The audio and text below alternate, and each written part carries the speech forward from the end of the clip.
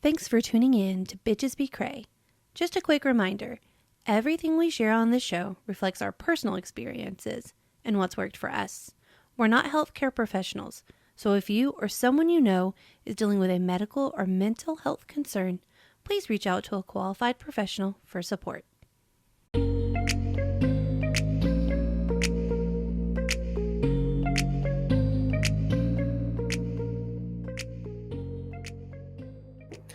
What's up, bitches? Welcome to Bitches Be Cray. I'm Amanda. And I'm Nancy. And today we're going to be talking about parenting.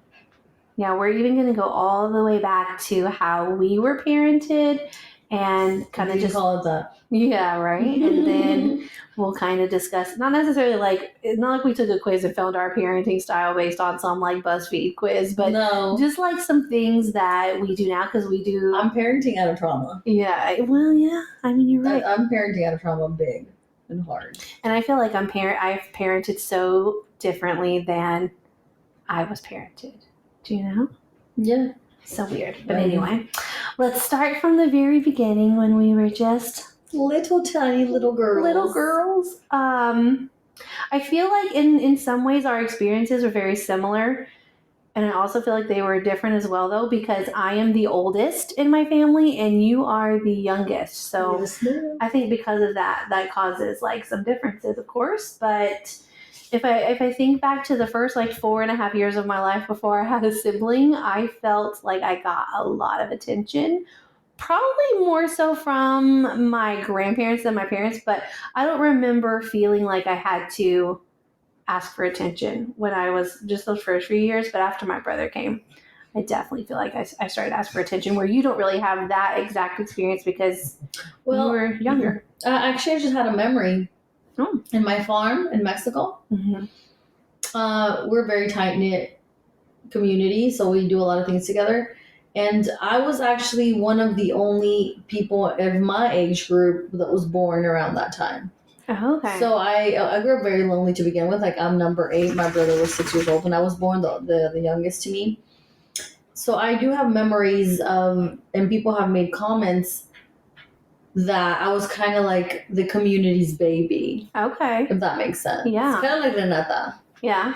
Like, I was the only kid born at that time. So there's no one else your age. No one else my age. Everybody was like already 3 or 4 or 2 or 6. So I think I did get a lot of attention. I did. In your community on the farm? In my community on the farm, yeah. Okay. And you feel like that changed when you came to live here? I think that changed, honestly, I don't know. I don't remember much of my childhood after that. Okay. Yeah. Well, when I think back to something I think we've both talked about before is both of our parents worked. Mm-hmm. So there were definitely times where it felt like we were taking care of ourselves. Yeah, and being from parents of immigrants, like we came here to the United States, my parents did not know how to navigate, I guess, parenting. My mom worked at home, but she worked on the farm. And she took us with her. So when we went, like, when we planted the corn and then we picked the corn, we were always with her. Even if we were out, like, running around, like, we were with her. Mm-hmm. So here, when we came here, she just, like, I was 9 years old. She didn't give me a babysitter. Right. So I was just left alone. And, I started making my own food, washing my own clothes. Like, really, like taking care of yourself. Like yeah. an adult. Yeah. I guess so. Yeah, that was pretty different for me. But I wonder if it's because I had my grandma there doing it. Like, because when I think back to like my house being cleaned, mm-hmm. my laundry being done, the food being made, my mom and my dad did make dinner, but my grandma was doing a lot of that work. So mm-hmm. I feel like I didn't really have to worry about responsibility for a while, but I still feel like I wasn't getting parented in the sense of, like we both kind of talked about, we didn't have roles. And I guess in a way I did have roles. It's not like I could be out all hours of the night. That was my only rule. That you couldn't be out all hours of the night? That's it. Yeah. I could watch whatever I wanted, eat whatever I wanted. Okay, yeah, I could do that too. Go to bed whenever I wanted. Yeah. Pretty much I could do whatever the fuck I wanted. All right, so fine. I'll say I had no rules too. Except be out a lot. Be out late. Yeah. That was literally the only fucking rule I had. And no sleepovers Yeah. at random people's houses. People could stay at your house. Yeah, people could stay at my house. I would say that wasn't necessarily a rule at my house, but I did not stay at people's houses very often. I just didn't want to. I don't know how my parents actually felt about that, but people could stay at mine, but that didn't happen very often. But I definitely, because I was thinking, I had rules and boundaries, and maybe I didn't realize it, but I did watch whatever I wanted. Like, I was watching Jerry Springer probably not like elementary school, probably like middle school, but still, that's inappropriate for middle school. I remember at 12 years old, I was watching basically like people fucking on movies and shit. Yeah, I would do that too, but people weren't watching me do that. I was doing that in secret. Like, nobody knew I was watching that. My dad rented the movies for me. Okay. I don't know if you knew what they had. Obviously. I was going to say, there were some times when, Blockbuster was a thing that we would go, and I'd be like, I really want to get this movie. Like, the movie, I don't know if you ever watched it, called Jawbreakers. And, like, Cruel Intentions. Obviously, Cruel Intentions inappropriate.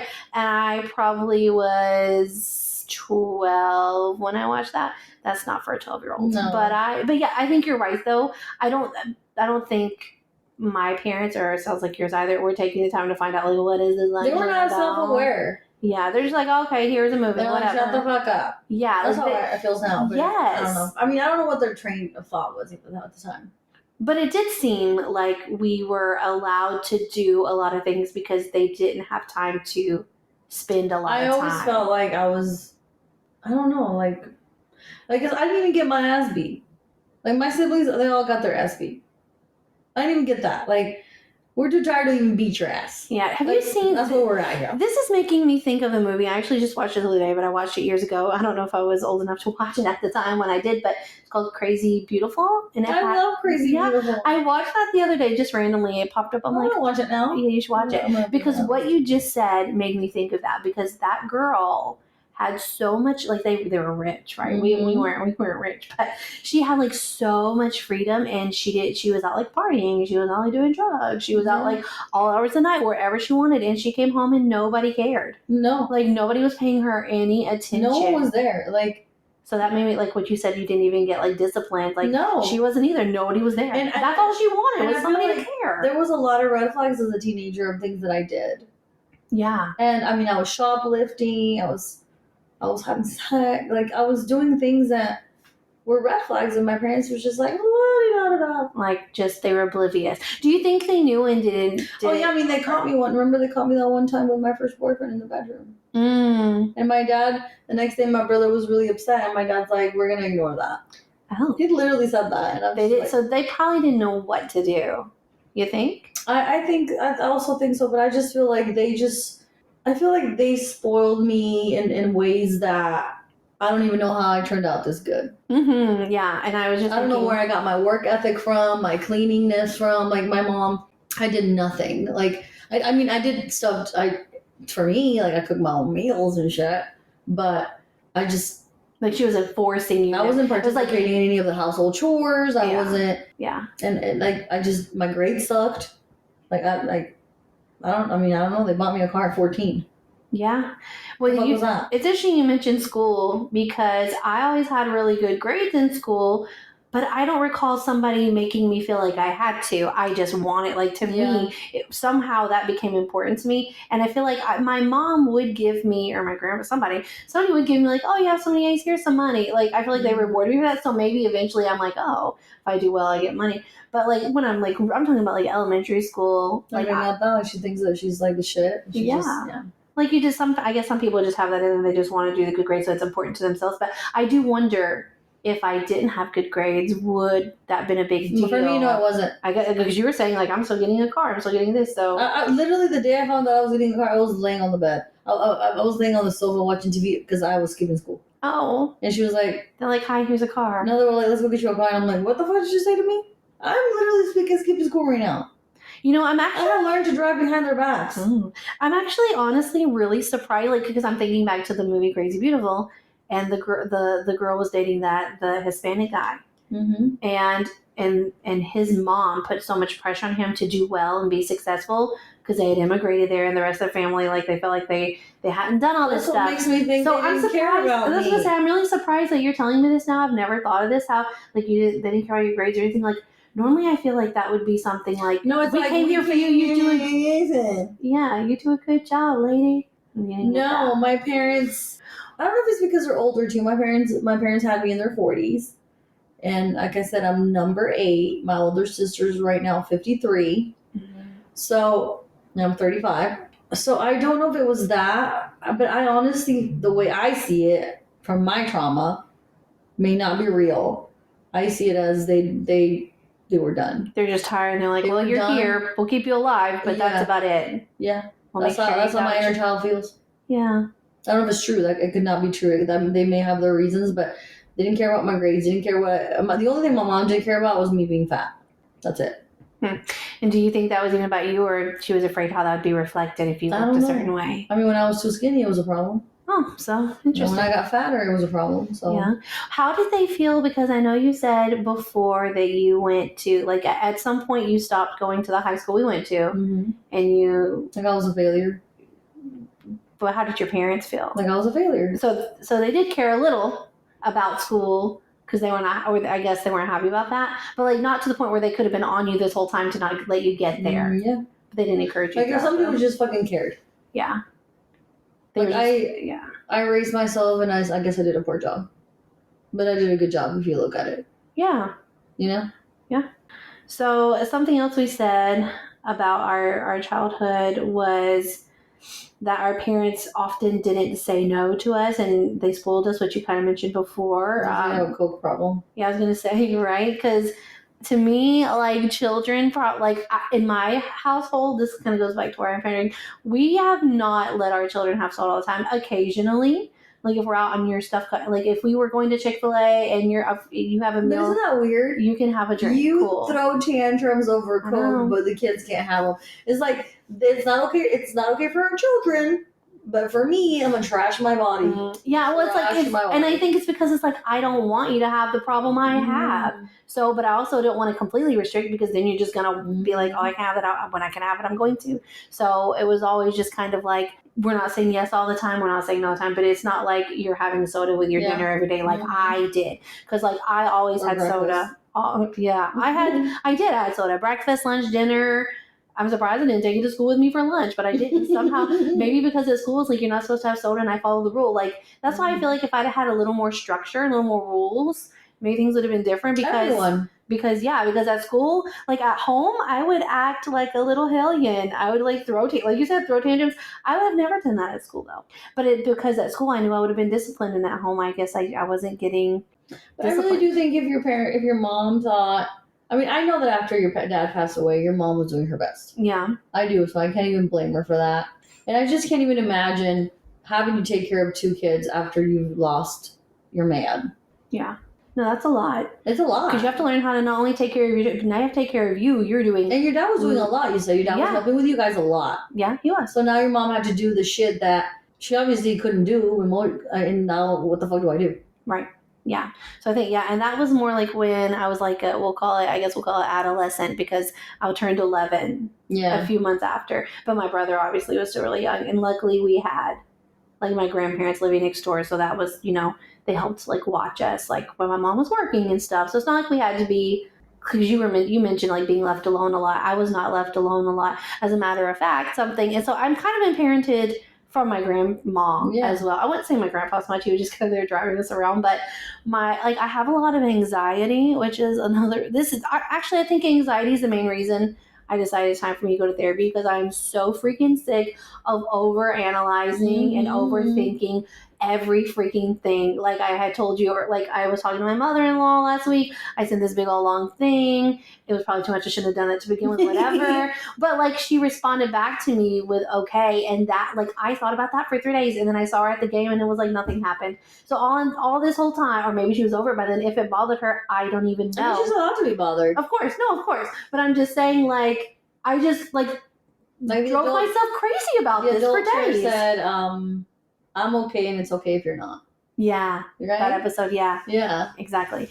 But I think the reason I have so much anxiety is because like my grandma, who is parenting me just as much as probably more than my mom honestly did. Yeah, she was scared of everything. My grandma did. Yeah, like we had a semi long driveway, but like we also lived off this like road that was like way from the main road. Like up my road was only the people that lived down there. Mm-hmm. But like when I would ride my bike, my grandma would be like, "Don't go past the mailbox. Mm-hmm. You don't want someone to get you." And we mentioned way a few episodes ago now, don't eat after people, germs, you might get sick. So like my grandma had all this like anxiety, and she would say all these things, and so now I'm like anxious. Yeah. I really think it stems from that. So there's that. Yeah, you have anxiety over shit that nobody would. I mean, I never thought it. Like when we went to the cabin, I think we put a stain on something. You were so tore up about it. Yeah. Like, they're gonna wash it. It's gonna be okay. No, I bet that's in there. But who cares? But something like seating when I'm going places, like where am I going to sit? Who's going to sit where? Who am I going to sit by? Are there going to be enough seats for people? Mm-hmm. Like that. And my husband's like, just sit down. I'm like, you don't have. But in my head, I can't just sit down. There's way too many things. There's way too many things going on. But I will say something in my childhood and even into my adulthood, because obviously there's positives too. And that, well, maybe it's too much of a positive, but my mom always supports me. And like in every decision I want to do, whether it's something, but see, maybe something like sometimes it could be even something crazy. I would say the only thing she hasn't really supported me in, which is fine, she did still kind of support me, but she did not want me to go student teaching in Costa Rica. She didn't want me to be that far away. Because my mom has anxiety too. Before dark. My mom wants to be home before dark. My grandpa wants to be home before dark. They always want to be. I don't know what that's about, but my mom has never left the country ever. She's never flown on a plane. A lot of people have not left the country. I mean, I know, but I mean, I've been a lot of places already, so it's just interesting to me that I haven't. She hasn't, but so she wasn't really comfortable with me going, but she wasn't like, oh my gosh, no, don't go. How dare you? Instead, she learned how to Skype because I didn't take my phone with me, so we had to use computer. So she still supported me. She still supported me through it. There are two things on your list. I don't know if you want to talk about them. You never, before we leave our childhood, never. My parents never said sorry and never said I love you. Oh no, never. And you know what? The other day before my mom left, I hugged her. My mom was visiting here from Mexico, and my parents were retired, and they both live in Mexico. They came here to visit. They were here for 2 months. And before she left, I hugged her and I told her that I loved her. She said, I love you too. Oh. Yeah, that's the second time. I say I didn't know that. I forgot about it. It's the second time. But no, never told me that she loved me, ever. I really do think, so my parents, my parents grew up super poor. Like, I'm not talking about white poor. I'm talking about we don't know if we're going to eat. We didn't have electricity, no bathroom.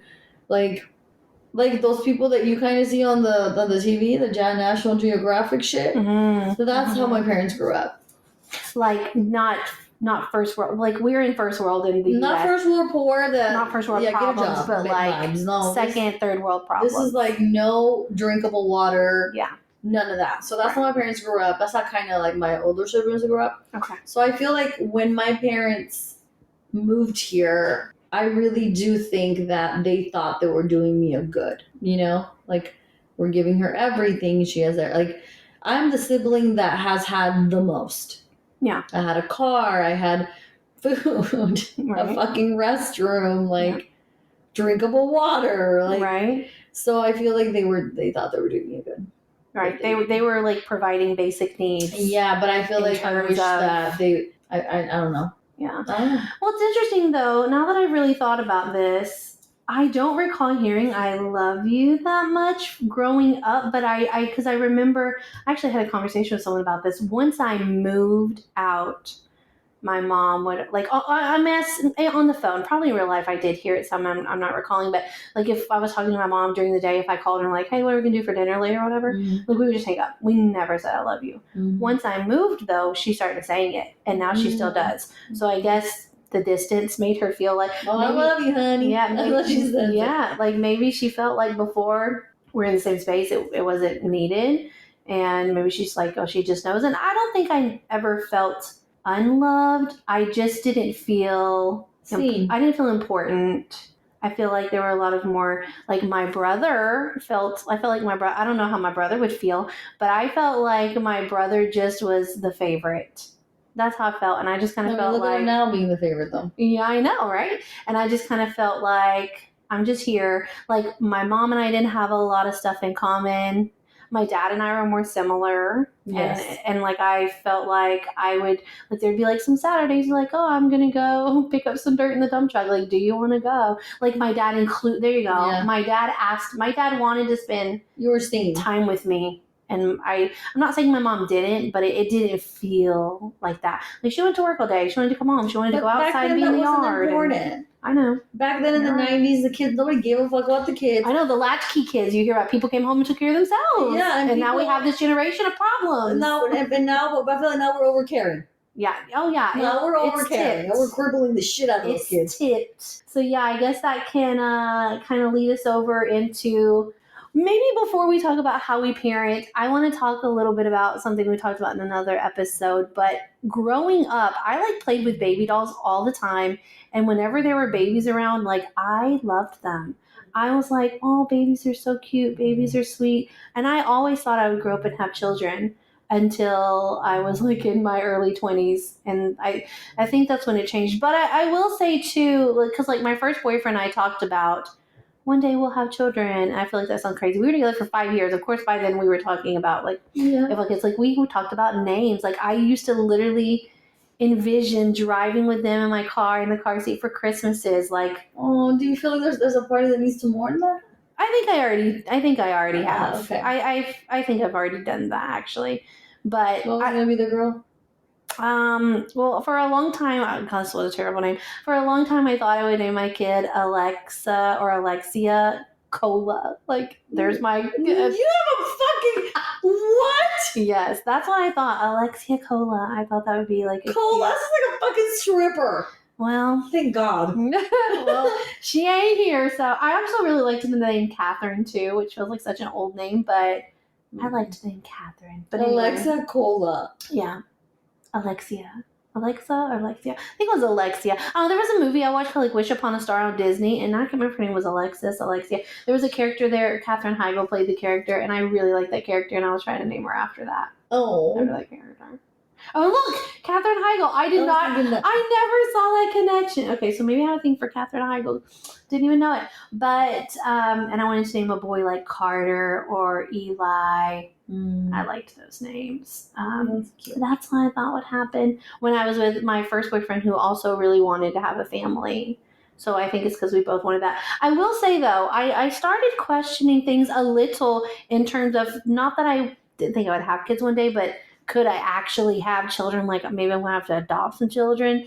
Because I'm telling you, seriously, in 10th grade, when I watched the video in child development class, they made us watch a few videos giving birth, and you would have been able to do it. But see, here's the thing. People always talk about how cool it is to have something in your belly. It's not. It's sucked. Yeah, I feel like that would feel like an alien and uncomfortable, and I just don't think I would like it. No, I didn't like it.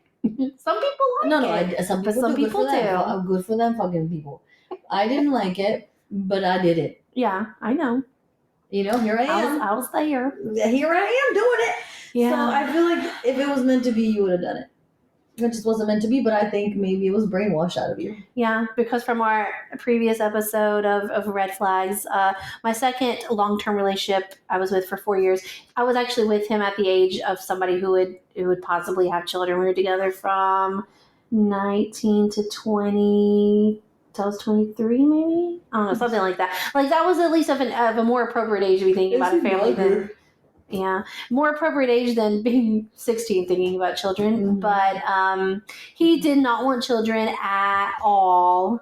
And so I think there was some point that I had to be like, well, if we're going to be together, we're probably not having children because he doesn't want any, Mm-hmm. So I think at that point. But by the time we were done and when I was ready to date again, and I was on, online dating, so I was putting on my profile open to having kids. Mm-hmm. So I don't know. My current husband already had 2 children and he can't have any more.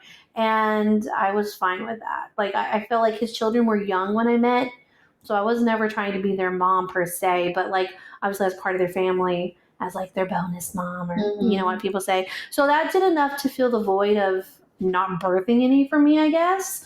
And also being a teacher, I was with children all day. Like, I think if I hadn't had children yet and I still wanted to, teaching might have ruined it for me because they drained The shit the out of it. life out of me. And I just can't imagine having that job. And, like, I would have not been able to give my child enough, for sure. For sure. I couldn't even give myself anything. Yeah. Okay. So I don't know. I don't know what would have happened, but I'm happy where I'm at without haven't birthed any. I didn't have to go through that pain, thank the Lord, and I still got to raise some children. So I reckon it's good. It is. So, but what from like your whole life? When I've known you, you always said you thought you would have I've a always kid, wanted to at be least a one. I never wanted to be a wife, Okay. but I always knew I wanted to be a mother. Why do you think that is? I'm just I curious. have no idea. Like why you wanted to have a child, but you didn't really care. You didn't care to have the family. I think per se. I'm gonna go ahead and say it right now. Okay. I wanted somebody to love me. Okay. And I feel like I want to talk about how I had a child, and I thought, because I grew up, well, I'm sure we'll talk about it in another episode, but I grew up very depressed and very lonely and very isolated, and I feel like I thought that I was gonna have someone who was gonna finally like love me. And when I had her and I didn't instantly, if you ever listen to this, Renata, you're the best thing that's ever happened to me. So I didn't feel that way. I felt, I had postpartum depression, so I felt really overwhelmed, and I was very unhappy for like 3 years. Do you think? And so I think this is something important to talk about because I feel like because of other people's experiences or stuff you see in the movies or whatever view someone has of when you first have a child, I feel like I feel like a piece of shit. people think you're going to instantly bond with that child and it's going to be magical. It wasn't. And I think that's a lie. I think for some people that does happen, Right? but there's no way that happens for everybody. And I feel like nobody really talks about it. I feel like I was very, when I had postpartum depression, which I had it for a really long time. Yeah. Probably should have gotten some help. I was very vocal about how miserable I was. Yeah. Because I wanted to normalize it, because I'm sick and tired of every woman in the world saying this is so beautiful. And not everybody has that experience, and it's okay. You're not a piece of shit. Yeah. You're depressed, and you probably need to get medical help. And I wish I would have. I recommend because your hormones are so screwed. Yeah, and I mean, I was just talking to my person today about I have severe parent guilt because in the beginning of my daughter's life, I was a piece of shit. So, and I mean, I'm not a piece of shit anymore. She's in therapy, everybody. But I was, and I'm ashamed to say it, but I was. And I feel like I'm one of the blessed parents that were able to turn their shit around, and I got help, and I'm in a better place. Right. But I think it was all hormonal. If I go back now, I think it was like all hormonal. Well, and since you were, I mean, I know her dad is like in her life, but like you are I'm the primary person. You're the one who's there day in and out. And like you had no one there, I don't want to say to keep you in check, but kind of like to be like, hey, is this, the fuck are we doing? Yeah, like is this the way if we I should would have had do somebody this? there, then it probably wouldn't have happened, because they would have maybe hopefully taken some of the load. Right, because that's overwhelming. I mean, even if you remove the hormones from it, taking care of a child, especially a first one you've never, and I know you babies that is, but I know it's different. We're talking like straight out the womb. Like, this is your problem. This is not your problem. You know what I mean? Like your responsibility now. So you have to figure all of it out while you have your job, while you take care of yourself, while you do the groceries. Care of myself. I mean, while you go get diapers. I wasn't taking care of myself, and I feel like that's one of the things I recommend if you have postpartum depression. I'm not saying neglect your child, but I'm saying get your shit together, because not get your shit together, but like focus on yourself a little bit. Yeah, because if you can't take care of you, how are you going to do a good job being a parent? Seriously, if you cannot get yourself together, you're not going to make it. Yeah, I mean you it's have to. It's going to be bad, and you know what? Just get pills for postpartum. You get some fucking pills. If I could go back, I would get the pills. Yeah, it was so bad. Yeah, I'm sorry that you went through that, but I'm glad that you. I mean, I'm out the other side. Yeah, and I'm very thankful that I realized that I was being, I'm not going to say a bad mother, but that I was being, I would say, abusive. And I'm very thankful that I'm not anymore. Yeah. I can actually say that. And I turned it around. Right. Okay. So we went through our childhood. We went through the fact that you always thought you'd be a mom because you were seeking out that unconditional love. Because like I do feel like people, everybody's doing that. I do feel like people do think though that they're, I mean, I'm not saying you in particular, just based on some other people I know, like you would expect your child to love you no matter what, and they're, you know what I mean? But, and then, I mean, your children probably do love you, but it's just not as rosy and sunshiny, I think, as people often think it'll be. I mean, they think parenthood is very rosy, and I mean, look at your situation. Like, you had to take care of a child that somebody wouldn't. Yeah. So parenting is not as rosy as people think. No, not at all. Well, and speaking of that, so we'll go into mine. So, like I mentioned, when I started dating and was looking for like I was like ready. I was ready to settle down. By the time I met my husband, I was ready for that. Actually, I've been wanting that forever. My whole life, I wanted the man. Like you're like I wanted the husband 100%. That is what I wanted. And we both got what we wanted. Yeah, we sure did. And he already had children, and I was fine with that. And they were 4 and 6 when he and I first were together. And I'm like, okay, that's great because they're not too old that they're probably going to hate me. And they never knew their parents together. I mean, my daughter has like maybe 2 memories, if that, of her parents ever being together. And the memories are not even about them. The memories are about one time her and her younger brother were up before them because these little hellions used to get up at the crack ass of dawn. I said, y'all wait till you're teenagers. I'm going to pull y'all out of bed, but I didn't. I let them sleep because then I could sleep a little more too. But I mean, they wanted to be up like 6:45. So they were up before their parents at one point, and I guess my daughter was giving her little brother some cereal, and like she made a big mess. Like nobody was mad at her, but like she just has this memory of like cereal being all over the floor because she was trying to feed her brother because they were up probably like 5 a.m. or something crazy and nobody knew. But that's it. And my son has like 0 memories of being together because they separated like a few months after he was born. It was like pretty much that was it.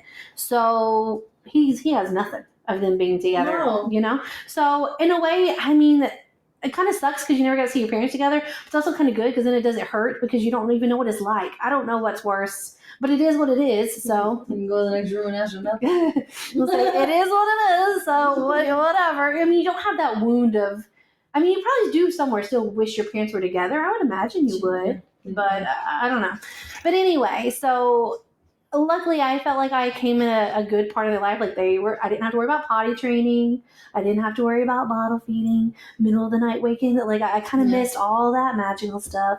And I just went into like, well, you're waking me up early. That was, in the beginning, that was my biggest, like that was the biggest thing. Like I have to get up so early because y'all are being noisy in the morning. Like, ooh. And because they were with us 3 weekends out of the month, and 1 weekend they were with their moms, and then they were with her during the week. And then when I met my husband, his ex-wife, the kid's mom, was pregnant. She was married to somebody else, and she was like very, very pregnant.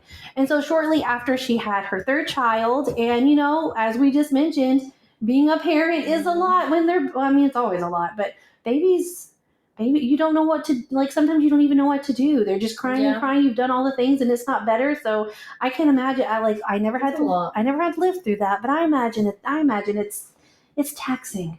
So during that time, our son started exhibiting some behavior challenges. I mean, given he was like the baby for like the first 4, almost 5 years of his life. I think, he turned 5 like right around the time his sibling was born. And so, I don't know, his life was it was changing, right? It's like, it's a new member of your family. There's less time and attention for you.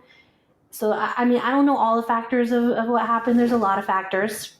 There's a lot more, and some I won't even name. But in the end, what happened is he came to live with us full time. So right after my husband and I got married, he came to live with us like a month later.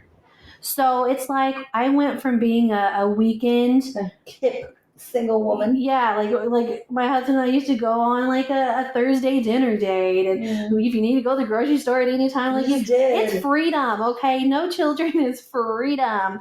And so then we went from having a child live with us and one who had some pretty severe behavioral challenges, like destructive to like our home, and could get angry and throw stuff. Like he was going through a lot and he didn't know how to deal with it. He needed help. We actually got him in therapy, and over time things got better. But I went from being a part-time little weekend, let's hang out, let's play. Yeah, like it is exactly what it's like. Let's go to the movies. Let's have family dinners. Everything's cool. Didn't have to worry about school and all that.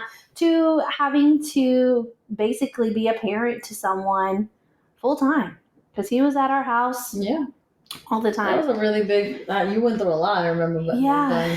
And it just so happened I was having struggles at work at the time, so my life was just it felt very overwhelming. It's being a parent to someone that you didn't birth is a different kind of overwhelming, because you have to find a way to put them in your life. You don't have to love them, but I do love them. You have to love them. If not, it makes it hard, right? Because at least it's for, I can't fathom, is that a word? I'm a foreigner. Fathom the idea that you love someone, but you don't love their children. Yeah, I mean, you would think so. That's not a thing.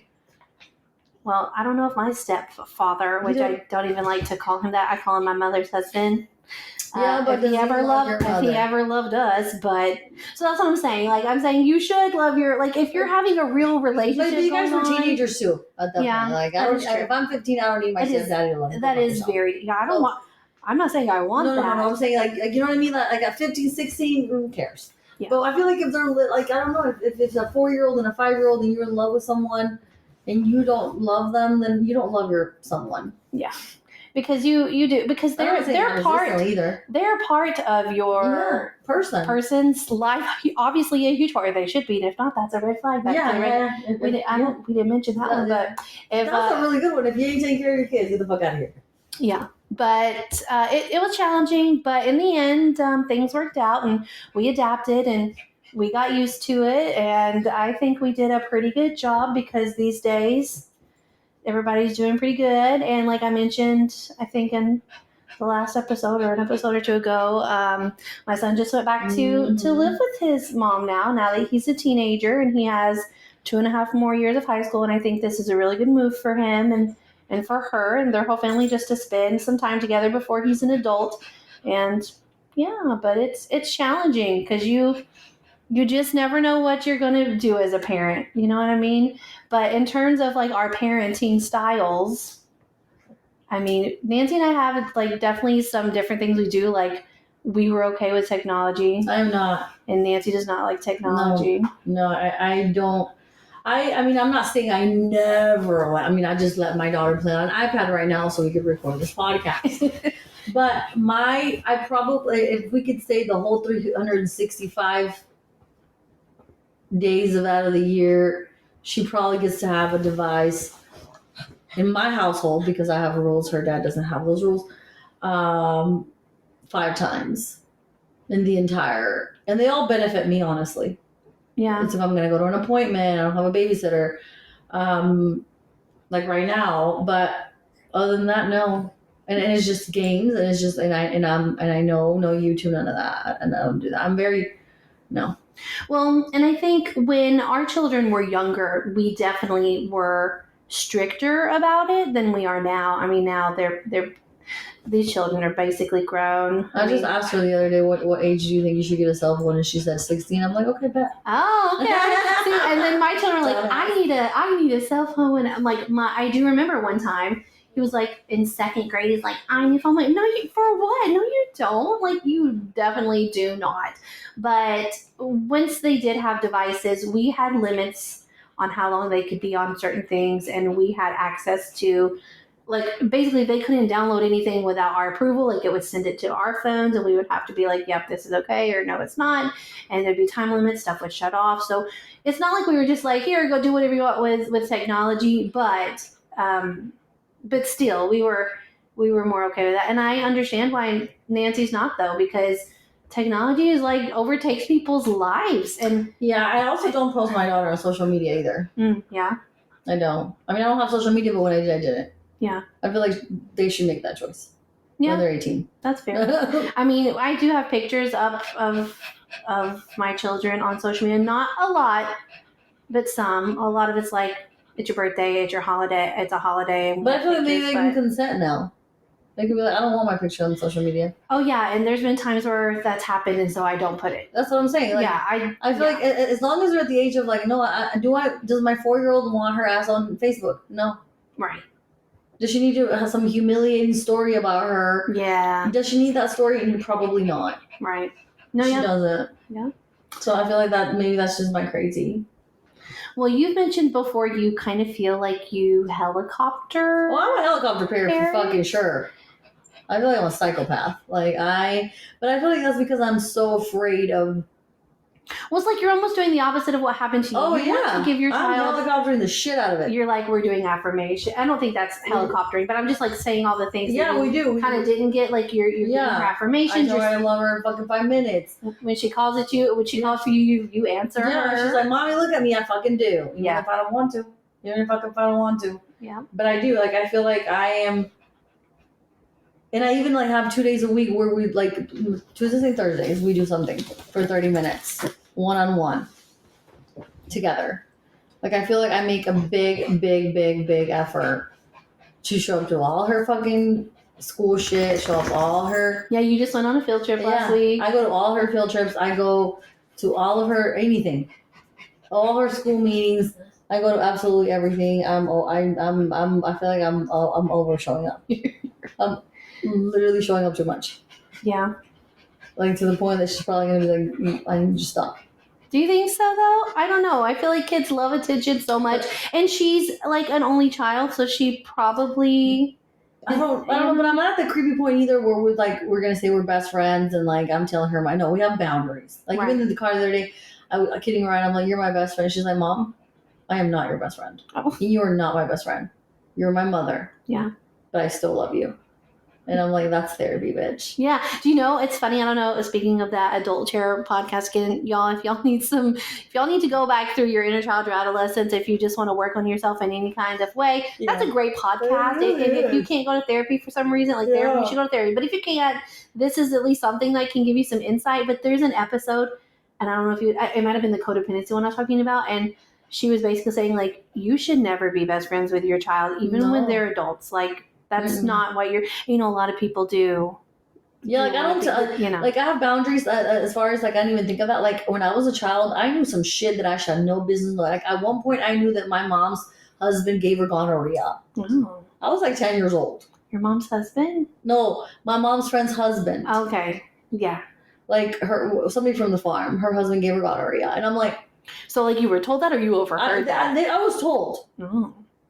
And I was like, no way. So now there's a lot of things I don't let my daughter listen to. I don't let her. I do curse in front of her. Hard. Yeah. I'm a sailor. See, and that's something we don't do. We do not curse in front of our. I remember I had to fucking censor myself. Even as they're teenagers, we still. I mean, there may be once in a blue moon something will slip, but we still don't, and we would never in front of our parents either. So maybe that's why. I curse in front of her parents. Yeah. So maybe if we, I don't know, but we're just like, I mean, when no one's here, we just say whatever. But and I don't know why. I guess. I mean, because your child doesn't curse. No. So it's not like, but I don't know. Maybe because I grew up in my family, here and there they might have, but not a lot. So probably just, my dad the other day, somebody cut me off. He's like, look at that dumbass motherfucker. And I was like, damn, Dad. Do you know what's funny though? My brother, since he was a teenager, has always, and older, always cussed in front of my mom. I'm the only one that cusses in front of my mom.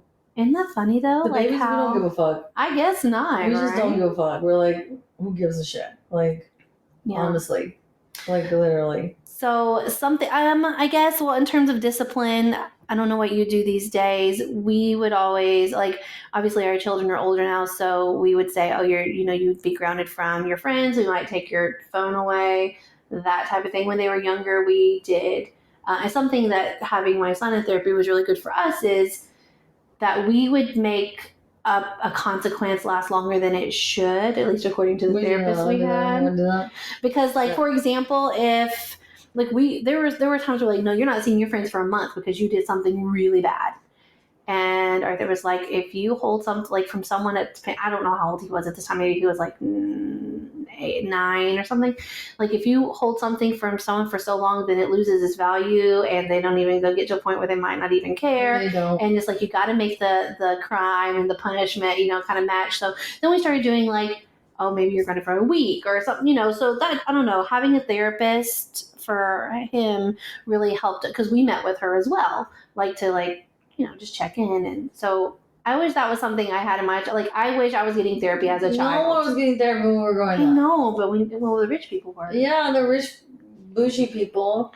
But I think that would have been so helpful, Yeah, especially after my dad passed. Oh, hell therapy yeah. for that would, and the counselor at school was like, if you need me, let me know. I think we had like some mandatory session or two, but I was like, I don't know what to do with this, But I wish I would have had that. Like that's something that we did as parents, like some support. But like you said, like we're kind of more aware. It seems like I know my mom's younger than your parents, but still probably around the same kind of thing of people weren't talking with their kids about their feelings. Nothing. And none of that was happening. I feel like my favorite thing is like I'm the parent. I make what I say goes. I'm just like, and not understand and that was something too, because I feel like we mentioned how we got a lot of stuff and we were spoiled. Yeah, but I do as a parent give choices. Sometimes it's this is how it is. Sorry, but I will if they're like why, I will explain why.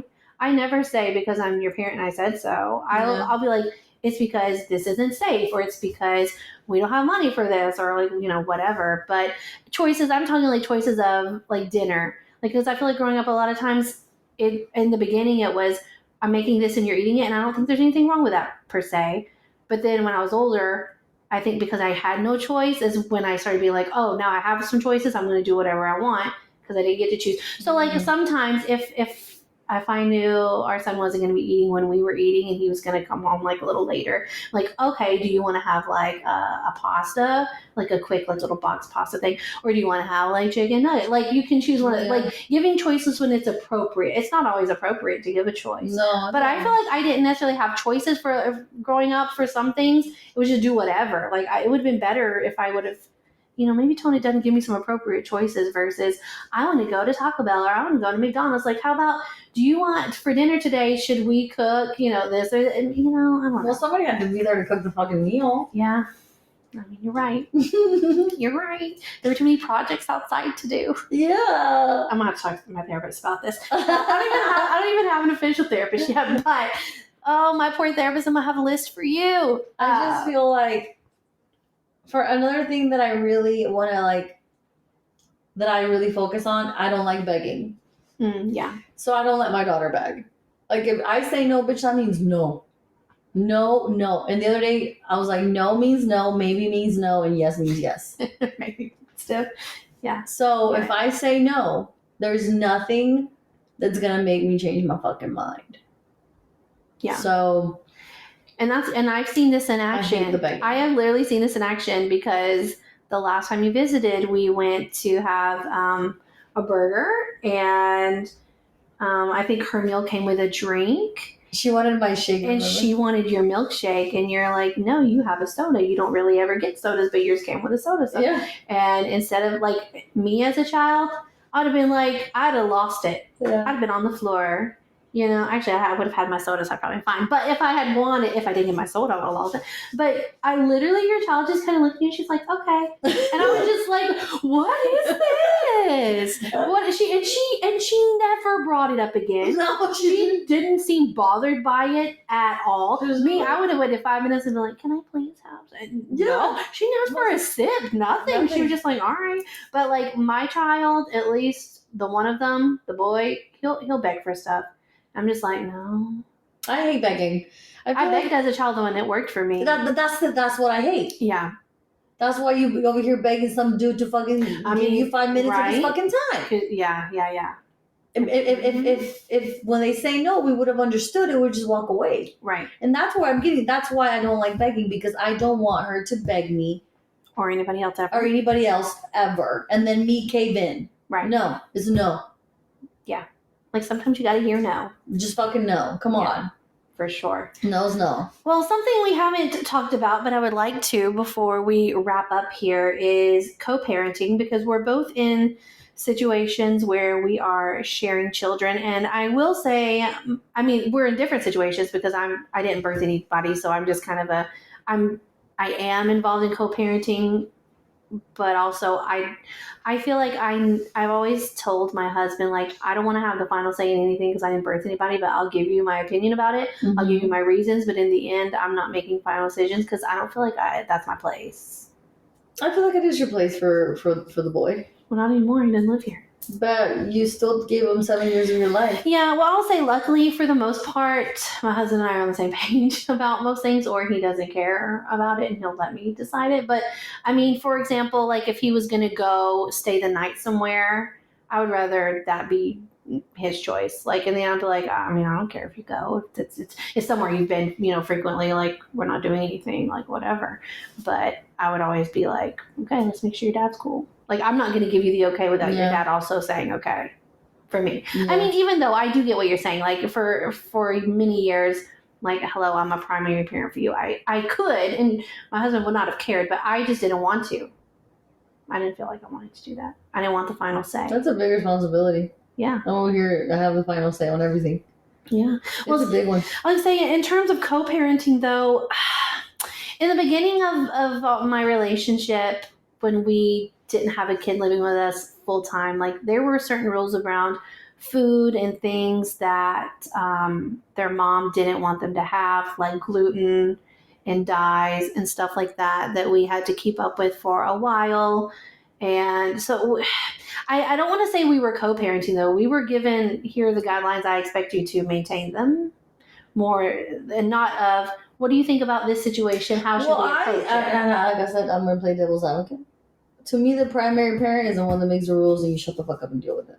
I think that can be true for some things, but like when I'm thinking of something specifically too, like I would just have liked to, I would have liked my husband at least to have been involved in some conversations of, like, when our 16-year-old daughter got to go on a trip out of state, I feel like they could have talked about that, because we would have loved to have more time with her. We would have loved for her to be here at our house. Not like I'm saying to not go on the trip. I just mean they have 50-50 custody to me. Oh, okay. So, like, I just feel like it was fine that she went, but, like, why? Just to be a person of, like, just to have enough courtesy to, like, to me, that's kind of a big deal. I mean, if it's 50-50, yes. But for me, in my position, I make all the choices because I'm the 99 parent. Yeah. We were 50-50. I mean, I feel like you and him, like, legally and, like, everything. Literally, I think you guys are very involved. So if you're very involved, then yeah, because you would have done the same thing. You would have said it. Yeah, like, because there's definitely been some things that were like, hey, XYZ's like, our son's therapist said he basically, not that he didn't have to come anymore, but, like, the things that we took him for had been, he could obviously continue on and we differ a little bit, but we, like, talked to his mom about it, like, hey, a therapist feels like we're okay to XYZ, like, just want to, like, let you know this, see what your thoughts are. And I feel like I haven't had a lot of that on the other end. Yeah. And I wish I had. Or, I say me, I'm talking about my husband, and I more for him. Like, I feel like you said, my husband has been involved their entire lives. Yes. Entirely. He shows up to things. He's supported financially. He's supported, like, he's been there. Like, I feel like he deserves some say sometimes. And in the end, if you want to make a different choice because that person does live in your house and it's a final say, I get that. But, like, why can't we have talked about it? No, I feel like if my situation was like your situation, then yeah, I would. But my situation is like, I'm the parent 100%. Yeah. So it's like, I don't feel like you have a say. You can't come in my life and just be like, I don't like that. I'm like, well, then be here. Yeah. I was going to say, I feel like you've mentioned you don't feel like you really co-parent, like, when you're thinking about, which honestly, that's what I'm saying. I want. I feel like that we don't really either. But I do whatever the fuck I want because there's no initiative on the other end. But if he was giving the same initiative as your husband, then yes, I would. Because I remember you were saying there was a situation before, and I'll let you decide how much of it or if any of it you want to talk about. But there was a situation, like, for a medical situation that you went through, and you were having the dentist thing. Yeah, that was a breakdown. I had a breakdown. It was so bad. And I remember you saying, I wished my relationship with him was different, so he could have, like either supported you or talked you through it or been, Something. you know, so you would feel like But like, I was very inner child. I feel like a little girl yeah. at the moment. But it would have, but in those situations, I wish an adult would have been there. yeah. And then I realized that was me. That was you. Yeah, for sure. That was also to you. But I mean, your child is still pretty young. You never know what happened. Maybe No, I mean, he's getting better. where- I feel like we're all traumatized. Yeah. He has his own trauma. He has his own things that he grew up with. He is his mom's best friend. So there you go. Yeah. That tells you everything right there. Yeah. So he's not really been. I mean, no, he has a lot of trauma. I'll say he's an adult in the sense of he has a job and he has this and that. Yeah, But that's it. he's. So I'm not here to bash him or anything. That's not what I want. But I do wish. But he is getting better, I think. Yeah.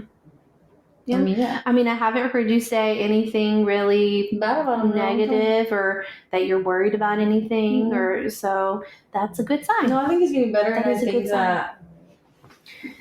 that she's getting older too, so she's getting easier too. And I think in my situation now that our son has moved back in with his mom, we've been talking to her more than before. And I'm really hoping that, like, we even had a dinner. I've never, out of 10 years, we've never had a dinner together. Maybe We had a dinner. And I actually said to her, like, after, I don't know, maybe a few days later, I'm like, you know, it was really nice to have dinner together. I would really like if we could do this, you know, here and there. And yeah. she seemed on board. So, I mean, I might have to be the one to initiate it. I don't know. But we see each other, you know, sometimes at like events. And like I saw her recently and like we chatted and it felt good. Like, I'm like, hey, like I'm Maybe here. this I'm here for you. Do you know what I mean? Like, I know it's hard raising children, especially one that we share. So like, if you need to talk, if you need support, like I'll do what I can do from here. And of course, my husband will too, but he's not just going to probably come off and say that. Do you know what I mean? Yeah. But like we have a group chat, the three of us. So it's mostly her and I talking. And he's just there. But I'm like, now it's your turn. You say something. You need to be present too. And he's like, you already said it all. I'm like, okay, I won't say the next thing and you will. But anyway, so yeah, we just wanted to kind of share our experience with parenting. It's a big part of people's lives, especially people our age. Not all, but, and this is actually a topic I want to talk about. A lot of people my age, because hello, I didn't birth any kids. Out of all my friends, Nancy, you're about the only one who has a child. I know. It's crazy. People aren't having children anymore, and I want to do a little research on this, and I want to come back and have a conversation about why aren't millennials having children anymore? We're traumatized. I mean, you're probably right. I mean, I knew it at number one. I knew. As soon as number one popped out, I fucking knew. You're like, that's it? That's it. Or you knew you were traumatized? I was traumatized. Okay. I could not do it again. Oh, you're not like one and done. One and done. One and done. Please, right. God. Well, we hope that our stories, I don't know, we hope you can relate to them. And yeah, I want people to know that if you feel like a piece of shit mom, it's okay. You're not alone. You're not alone. You're not alone. And if you're struggling after having given birth and you think that everybody's really happy after giving birth, that's not true. Right. Or if you're like me and you don't want to have children and you just decided you're not going to birth any children and you're fine with that, cool, awesome. You've heard our stories and you're probably like, thank God I didn't, or maybe not, you know, because this is not all bad. Of course, there's lots of good in parenting as well. But this was kind of like parenting red flags a little bit, maybe. I don't know. But of course, there's lots of joy as well. But you should be sure you want to be a parent. And even if you are sure and you become a parent, it might not be like you thought it was. It wasn't what I thought it was, but I will say that my daughter saved my life. So I love her. Yeah. Well, thank you so much for tuning in, and we will catch you next time. Bye bitches.